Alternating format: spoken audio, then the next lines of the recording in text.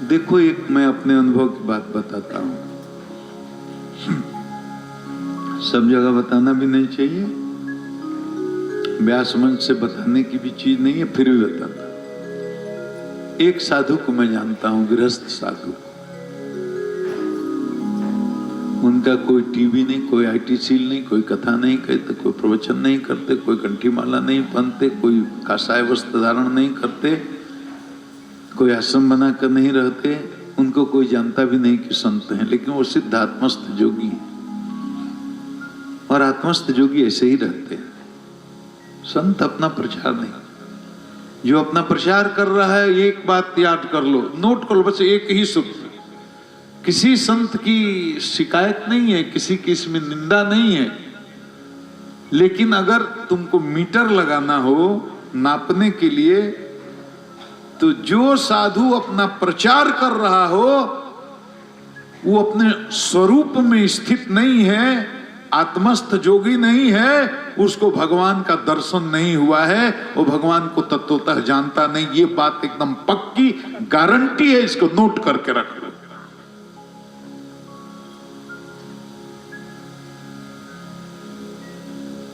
जोगी अपना प्रचार करेगा, जिसको भगवान का दर्शन हो गया वो टीवी पर इंटरव्यू देगा, वो अपना बड़का बड़का होल्डिंग पोस्टर लगवाएगा, वो अपना आईटी सेल रख करके अपना सोशल मीडिया पर प्रचार करेगा। वो हमारे आप जैसे रजोगुणी लोगों की है। तो अगर यही करते हो तो बोलो कि हम भी रजोगुणी हैं। तब संत बनने का, सिद्ध बनने का, परमहंस बनने का ढोंग क्यों करना है भाई? तो ढोंग क्यों करना है कि हम सिद्ध हैं, परमहंस? रजोगुण में भी चेतना के अलग अलग स्तर हैं। हो सकता है कि हमसे थोड़ी ऊपर की चेतना पर कोई होगा, लेकिन जो सिद्धात्मा होगा, जो ब्रह्म को तत्वतः जानने वाला होगा, अपने स्वरूप में स्थित होगा, आत्मस्थ जोगी होगा, गीता में जिसको स्थित प्रज्ञ कहते हैं, या प्रेमानंद का जो भोक्ता होगा, आईटी सील रखेगा और टीवी पर विज्ञापन अपना देगा, पोस्टिंग ऑर्डर लगवाएगा, चेलों की फौज लगेगा, रखेगा वॉकी टॉकी के साथ चलने के लिए। ये प्रपंच नहीं है। अरे इतना तो सामान्य बुद्धि से तुम सोच सकते हो, इनको भी नाम चाहिए, इनको भी जस चाहिए, इनको भी पैसा चाहिए। जो आत्मस्थ सिद्ध संत हैं, उनको इस चमक दमक से क्या लेना देना? कहीं पड़ा हुआ है अकेला में एकांत में भजन कर रहा है, बोलो क्या?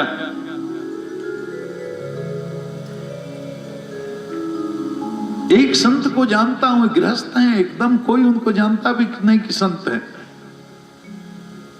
उनके एक बचपन के मुहलग्गू मित्र बोलते हैं। मुहलग्गू मित्र समझते हो? एकदम जो बहुत क्लोज मित्र हो। अरे भाई हमको भी कुछ बता दो, हमको भी कुछ सिखाओ, हमको भी कुछ बताओ, हमको भी कुछ। 10 साल उनके पीछे पड़े रहे, बोले हम कुछ जानते ही नहीं। 10 साल पीछे रहते, एक बार बोले कि क्या चाहते? बोले हमको देवी का दर्शन करना है। तो एक मंत्र बोल दिया, लो इसको जपना। बोले इसका विधान बता दो। तो साधु जी बोले मैं उनको भी जानता, दोनों आदमी को जानता हूं, दोनों मेरे संबंधी ही हैं, बहुत हमसे करीबी से जुड़े हुए। तो उन्होंने कहा मैं विधि विधान बताऊंगा तो तुम विधि विधान से करोगे नहीं, तुमसे होगा नहीं। बिना विधि विधान के जपो, ऐसे ही जपते रहो, चलते फिरते, खाते पीते, उठते सोते, बिना विधान के जपो, विधान तुमसे नहीं होगा। जपने लगे। सुनो, इससे बहुत ज्ञान होगा, तुम्हारे सोए हुए सतोगुणी संस्कारों को ठोकर लगेगी, बल मिलेगा, तुम्हारे अंदर आत्मविश्वास पैदा होगा। ये बिल्कुल सच्ची घटना है, आपको ठगने के लिए नहीं बोल रहा हूं। मुझे कुछ लेना देना नहीं आपसे, न मुझे चेला मनाना है, न मैं किसी से दक्षिणा लेता हूं, दान लेता हूं। यहां भी ऐसे ही आया हूं, कथा करता हूँ, 2 रोटी खाता हूँ और खाली हाथ से ही चला जाऊंगा। अब वो तो कमिश्नर साहब के मन में क्या है, इनके भीतर क्या है, हम नहीं जानते। ताली बजा दीजिए आप।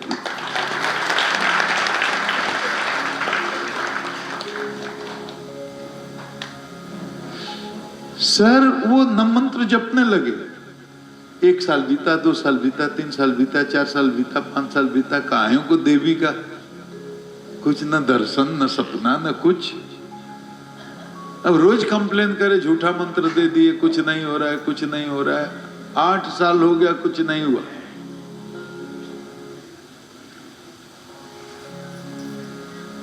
साधु जी शिकायत की, आपने क्या बता दिया, बेकार हमारा 8 साल बर्बाद हुआ। बोले कि अब जपते रहिए। एक दिन शाम का समय, सूरज डूब रहा था। रास्ता में कहीं से आ रहे थे, गांव के 2 किलोमीटर पहले एक बागीचा टाइप का चीज था, अकेले थे। लगा उनको चक्कर जैसे आ रहा है, बैठ गए, आंख बंद किया, जोर से जैसे लगा कि बिजली चमकी, बागीचे में प्रकाश हुआ, हजारों चिड़िया चहचहाते हुए उड़ी आवाज करते हुए। डर से एकदम इनके रोंगटे खड़े हो गए। 8 साल का अभ्यास बना हुआ था, वही मंत्र आंख बंद कर लिए, वही मंत्र जपने लगे। तब तक मीठी सी एक आवाज आई, है डरता क्यों है, आंख खोल। 8 साल से जिस देवी का तू मंत्र जप रहा है, मैं वही भगवती हूँ, भूत प्रेत नहीं हूँ। रोज कहता था माँ दर्शन दो, दर्शन दो।